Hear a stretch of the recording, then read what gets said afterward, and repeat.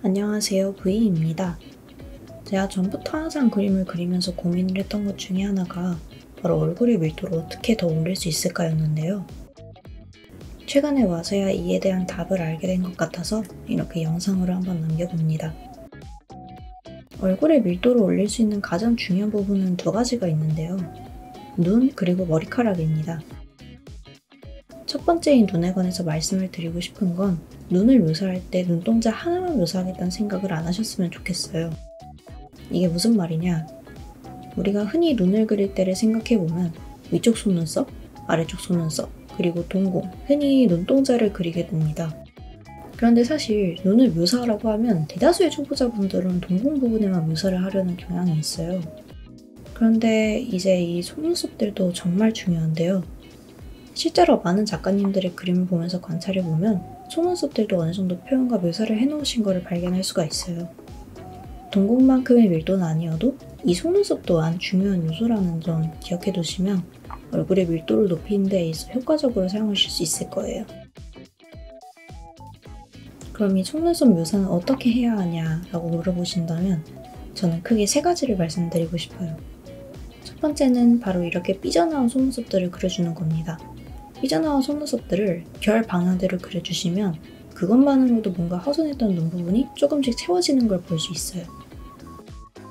두 번째는 선화 작업을 하실 때 유의해 주셔야 하는 부분인데 한 번 찍 그어서 그리려고 하시지 마시고 여러 번 선을 덧대고 겹쳐가면서 그려주세요. 이 부분 역시도 결 방향을 따라서 그려주시면 훨씬 좋은 속눈썹을 그릴 수 있을 거예요. 마지막은 바로 반사광을 칠해주는 건데요.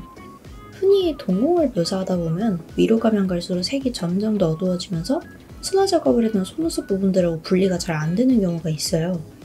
그래서 동공 부분에도 반사광이랑 하이라이트를 찍어서 어느 정도 분리를 시켜주기도 하지만 저는 속눈썹에도 여러 색을 칠해서 분리를 해주기도 합니다.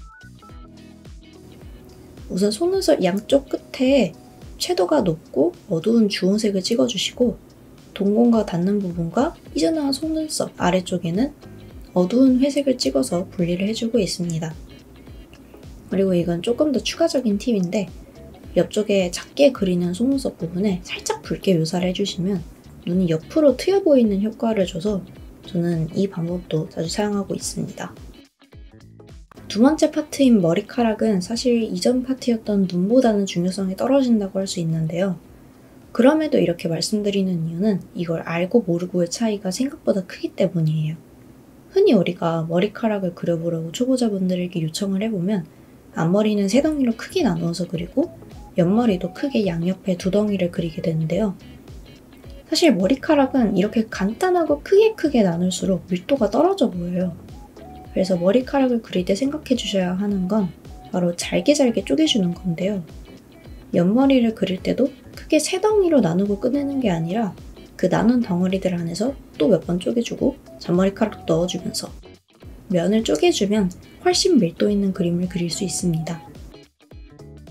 머리카락을 그릴 때 팁을 조금 더 알려드리자면 이 쪼갠 덩어리들의 면적이 옆에 있는 덩어리와 안 겹치도록 그려주시는 게 좋아요. 그림을 그릴 때 의도적으로 패턴이 되는 부분이 아니라면 반복적으로 어떤 모습이 나타나는 것은 별로 좋지 않아요. 특히 자연물을 그릴 때는 이 생각을 머릿속에 넣어놓고 그리시는 게 좋습니다. 그리고 이건 추가적인 자잘한 팁인데 그림을 그릴 때는 항상 자료를 보시는 걸 추천드립니다. 이건 제가 그동안 거쳐왔던 정말 많은 작가분들과 선생님들이 항상 공통적으로 말씀하셨던 부분인데 우리의 주관만을 사용해서 그림을 그리는 거는 정말 안 좋은 습관이에요. 우리는 보지 못한 거를 그릴 수는 없어요.